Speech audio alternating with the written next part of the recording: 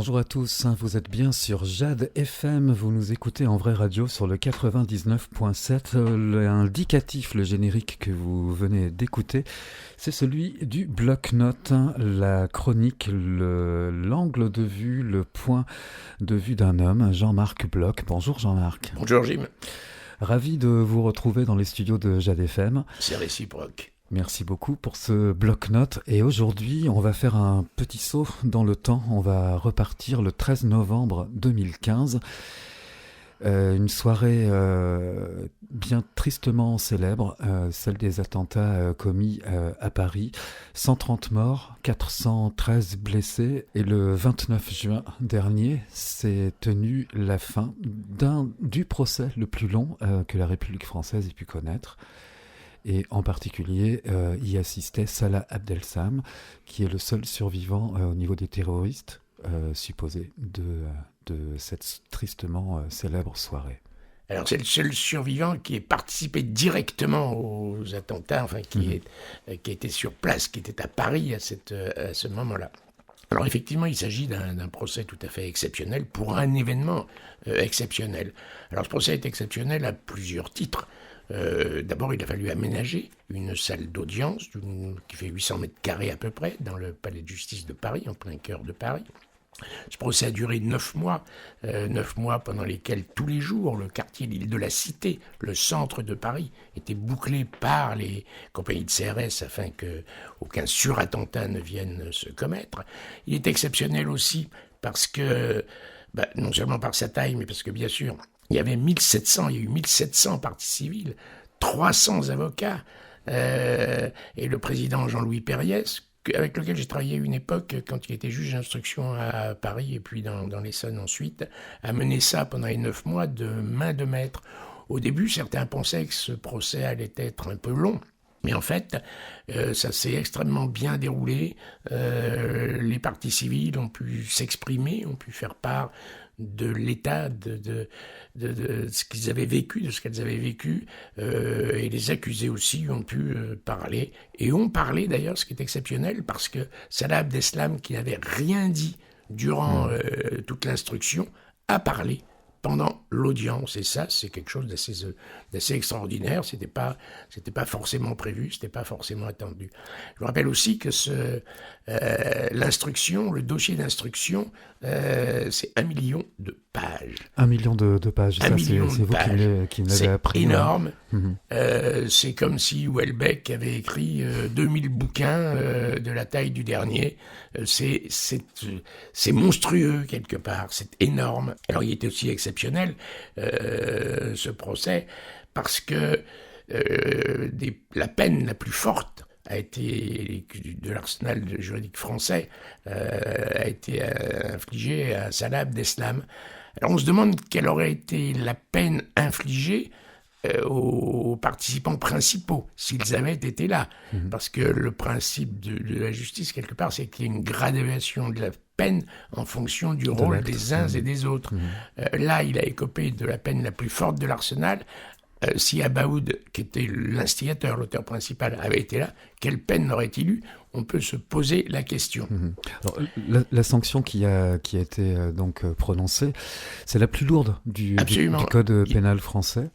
C'est la peine, c'est la condamnation à la perpétuité avec une mesure de sûreté incompressible. Bon, comme ça, il se peut qu'ils ne sortent jamais de prison. Il y a 5 peines comme ça qui ont été prononcées en France. Il n'y en a que 5, hein, c'est pas beaucoup. C'est-à-dire que ça rend très infime la possibilité pour l'inculpé d'obtenir un aménagement de peine et donc une libération. Alors c'est quasiment impossible. Enfin, il pourra le faire dans je ne sais plus combien de dizaines d'années, mais ça a très peu de chances d'aboutir. Je crois que c'est 30 ans. Oui, c'est 30 ans, c'est ça. Il y a aussi quelque chose de remarquable dans ce procès, d'étonnant, moi, qui m'a étonné, c'est qu'on a probablement jugé des morts. Or, en droit, on ne juge pas les gens, l'action publique est éteinte. Quand les gens meurent, l'action publique est éteinte, c'est-à-dire qu'ils ne sont pas jugeables. Là, j'ai 2 exemples, c'est les frères Klein, qui sont probablement les instigateurs, ils font partie des instigateurs de cet attentat, ils étaient les instigateurs, ces 2 Français qui étaient partis en Syrie combattre, participer au djihad, Ils ont à 99% été tués lors d'un bombardement, en tout cas c'est ce que dit l'État français, mais néanmoins, ils ont été jugés, de même que 4 autres personnes probablement mortes ont été jugées au cours de ce procès et ont été condamnées. Ils ont été jugés par défaut, c'est une procédure normale, classique, mais qu'on juge des gens qui sont très probablement, très vraisemblablement morts, ça a quelque chose d'absolument exceptionnel. C'est curieux. Enfin bref. Et puis il y a aussi quelque chose qui m'a agréablement surpris dans ce procès, c'est qu'on a assisté à une forme de justice restauratrice. La justice restauratrice, c'est un concept qui nous vient du Canada, essentiellement du Canada, qui fait que l'accusé et la victime communiquent et retrouvent l'un et l'autre une part d'humanité, parce qu'il est évident que l'auteur d'un crime, l'auteur d'un délit, retire une part d'humanité à sa victime en ne la traitant que comme une chose, comme un objet, et d'autre part, la victime, elle, considère l'auteur du mal qu'il lui a fait comme un monstre quelque part, comme quelqu'un qui a perdu de son humanité.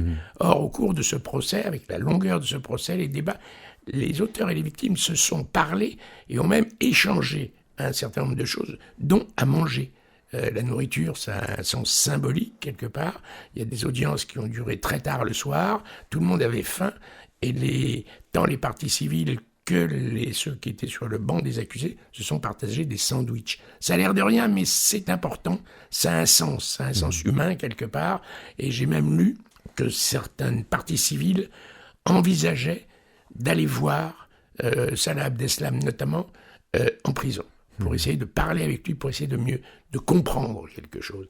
Il y a ce procès, il est réellement exceptionnel dans à la fois dans sa longueur, dans sa dimension, dans le nombre de personnes qui y étaient et dans les résultats qui ont été obtenus. Alors, on peut se poser une question aussi. Procès exceptionnel, affaire exceptionnelle, mais est-ce que quelque part, ce n'est pas l'arbre qui cache la forêt ? C'est-à-dire ? Parce qu'à côté de ça, tous les jours, il y a les comparutions immédiates. Tous les jours, il y a des parquets qui sont submergés de dossiers, qui classent des dossiers parce qu'ils ne peuvent pas être traités. Les comparutions immédiates, je connais bien. On juge les gens en 5-10 minutes parce que ça démarre à midi, ça finit des fois à minuit, 1h du matin. Les dossiers succèdent aux dossiers, les avocats courent après les pièces, les magistrats aussi, les greffiers savent plus dans quel ordre faire passer les gens. Tout le monde est un peu débordé dans ces audiences parce qu'il n'y a pas assez de magistrats, parce qu'il n'y a pas assez de moyens pour cette justice du quotidien quelque part.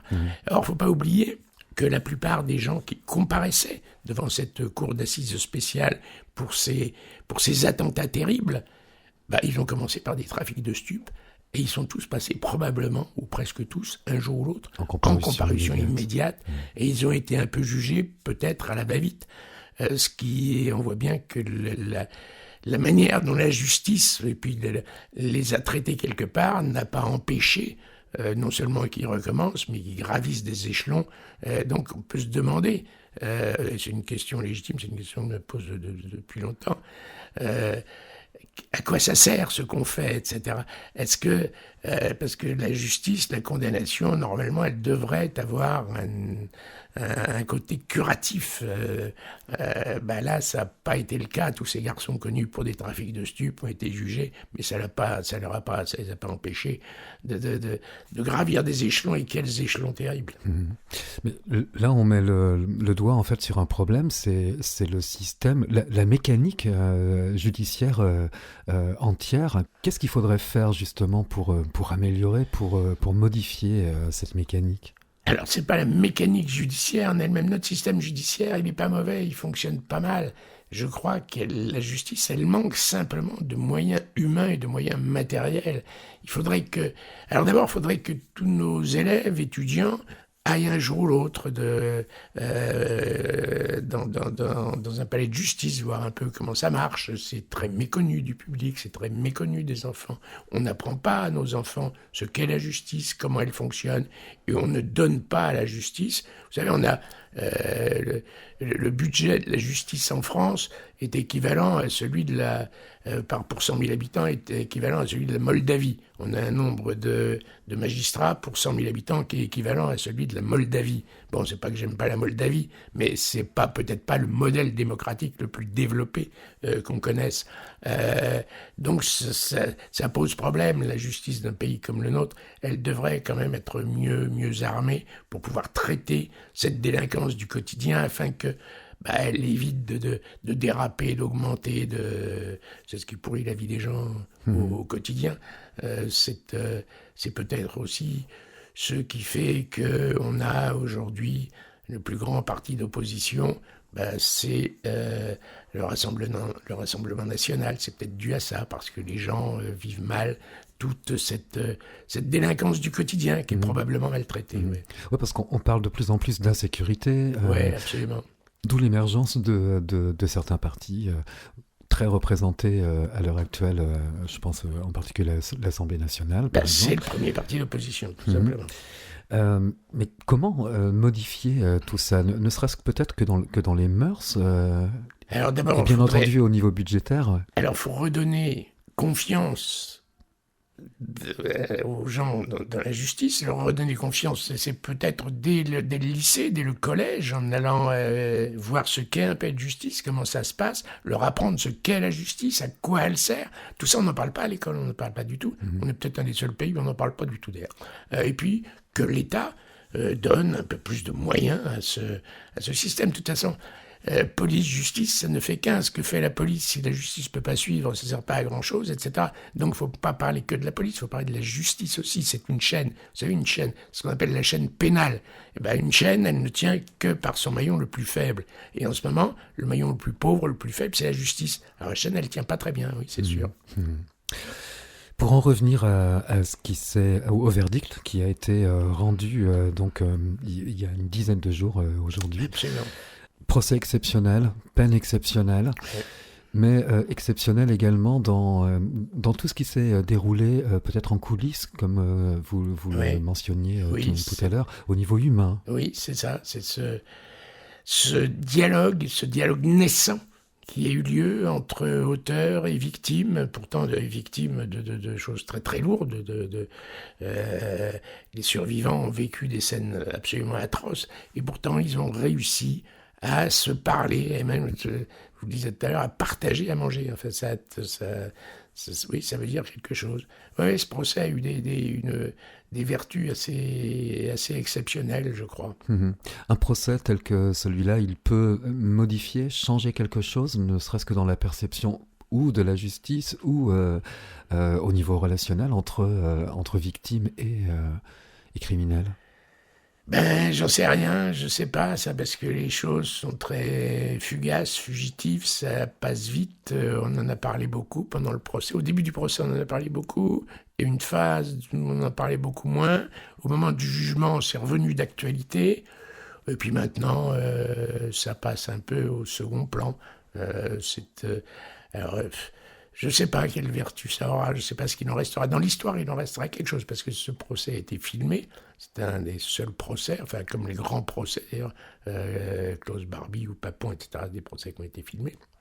Celui-là a été filmé pour l'histoire, donc il restera dans l'histoire, mais dans notre histoire immédiate, etc., je ne sais pas si tout le monde a bien pris conscience de l'importance que ça avait et des conséquences que ça devrait avoir ou que ça pourrait avoir. Une question qui n'était pas du tout prévue dans cet entretien, mais c'est la base même de notre dialogue. Est-ce que ça change quelque chose lorsqu'un procès est filmé au niveau, par exemple, des magistrats Alors, là, on est devant une cour d'assises spéciale. C'est-à-dire qu'il n'y a pas de jury populaire, le jury est constitué de magistrats professionnels. Ces cours d'assises spéciales ont été créées après que la Cour de sûreté de l'État ait été supprimée en 81. Elles ont été recréées en 87, après qu'un terroriste qui s'appelait Régis Schleicher ait menacé les jurés d'une cour d'assises de représailles. Donc le procès a été interrompu et un texte a créé cette cour d'assises spéciale en 87 qui a pu rejuger Schleicher en toute sérénité, parce que c'est vrai que des gens, des jurés, des citoyens lambda qui sont menacés par un terroriste qui appartient à un groupe d'action directe, ils ne sont pas tranquilles. Donc, ils n'étaient pas en état de juger sereinement. Cette cour d'assises spéciale, elle vient de là, elle vient du terrorisme, quelque part. Donc, les caméras, pour les magistrats, non, ça ne joue pas. Mais pour les témoins, c'est possible que ça ait un impact. C'est difficile d'être témoin. C'est très difficile de parler devant une cour d'assises. Il y a tout un décorum, il y a des gens en robe, etc. Si on rajoute... Alors là... Bon, je pense que les caméras, c'était pas du direct, les caméras étaient probablement installées de manière très discrète et n'ont pas influé sur les témoignages. Mais je pense qu'il y a un risque quelque part que les témoins, sachant que tout ce qu'ils disent est enregistré, pourra ressortir n'importe quand, déjà ils sont impressionnés. Peut-être que ils deviendront trop prudents quelque part, et ça nuira à la sincérité, pas à la sincérité volontaire, mais à leur liberté d'expression. Jean-Marc Bloch, vous avez passé toute votre carrière dans la police à un niveau assez certain. Ça vous a rappelé d'autres procès, celui-ci, ou alors il est complètement hors norme et il est incomparable? Alors, il est incomparable. Hein. Ce procès est incomparable pour les raisons que j'ai énoncées tout à l'heure. Il m'a rappelé d'autres procès. Il m'a rappelé notamment ce dont je vous parlais, le procès de Régis Teicher, puisque Régis Teicher, j'avais arrêté à une époque et j'étais appelé comme témoin à ce moment-là. Donc, cette cour d'assises spéciale, je la connais, puisque j'ai comparu devant en tant que témoin pour raconter ce que j'avais fait à l'époque. Oui, toute cette affaire, ça me rappelle un peu tout ce que j'ai vécu avec Action Directe, ça me rappelle le terrorisme, ça me rappelle aussi que le terrorisme dans un pays, c'est quelque chose d'hélas latent, qui disparaît, qui ressurgit sous différentes formes en fonction de conflits internes, de conflits internationaux. Tout ça, c'est ma foi, ça vient de la Syrie, ça vient de Poutine aussi, ça vient, qui est tristement d'actualité, c'est cette affaire du Bataclan, c'est toutes les conséquences de ce qui s'est passé en Syrie, bien sûr. Ça me fait d'ailleurs penser que le dernier bloc-notes en date que nous avons réalisé ensemble portait sur l'Ukraine. On a l'impression qu'on en entend de moins en moins parler. Eh ben oui, le temps fait qu'on s'habitue, c'est absolument terrible. On est en train de s'habituer à cette guerre qui va probablement durer très longtemps, qui n'est pas prête de se terminer. Et ma foi, on s'habitue à tout. Alors, on s'étonne de plus avoir de moutarde, on s'étonne de ça maintenant, voilà, on s'étonne plus que... non, c'est assez... Ouais, on s'habitue à tout, c'est terrible. Un dernier mot concernant ce procès, qui était le sujet de ce bloc-notes d'aujourd'hui. Qu'est-ce qui va se passer ensuite, après un procès comme celui-là? Est-ce qu'on a un regard plus... professionnel, on va dire, sur la manière de juger quelqu'un? Qu'est-ce qui va se passer dans l'esprit des magistrats d'une manière générale? Alors oui, je pense que ça aura des conséquences sur les magistrats. Les magistrats ont vécu quelque chose cette justice restauratrice. Enfin, pour moi, c'est important et je pense que ça va pénétrer petit à petit l'esprit de chacun. Et puis les conséquences, c'est surtout pour les parties civiles, je crois. Alors, elles ont pu s'exprimer, etc. Ce procès a duré 9 mois. Les parties civiles étaient là pendant 9 mois ensemble. On créait des liens. Et puis là, il y a eu un grand vide. On pense souvent que le procès est la phase réparatrice, etc. Et qu'après, ça permet de faire son deuil. Je n'en suis pas si sûr que ça, moi. Je pense qu'au contraire, là, il va y avoir un trou, une sorte de trou d'air extrêmement importante pour les victimes, pour les proches des victimes, pour les parties civiles. C'est ce qui ressort de la plupart de leurs témoignages. Qui vont rentrer seuls, chez elles, alors que là, ils étaient ensemble. Et le fait d'être ensemble, ça permet quand on partage sa souffrance, c'est plus facile, à supporter, c'est supportable. Alors que quand on se retrouve seul, après ces moments exceptionnels, il n'y a plus rien.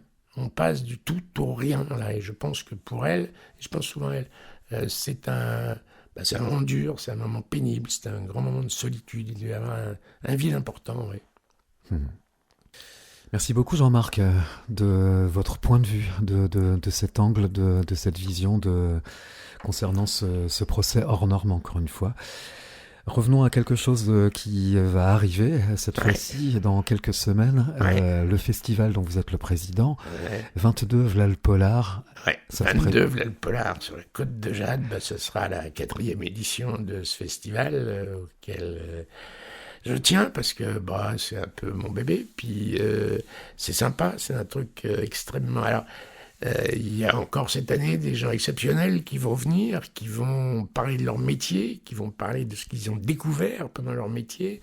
Il y a des magistrats qui vont venir parler de Guy Georges, des magistrats qui ont traité l'affaire Guy Georges. Il y a un magistrat qui va venir parler de Fourniret, un magistrat qui a traité de l'affaire Fourniret.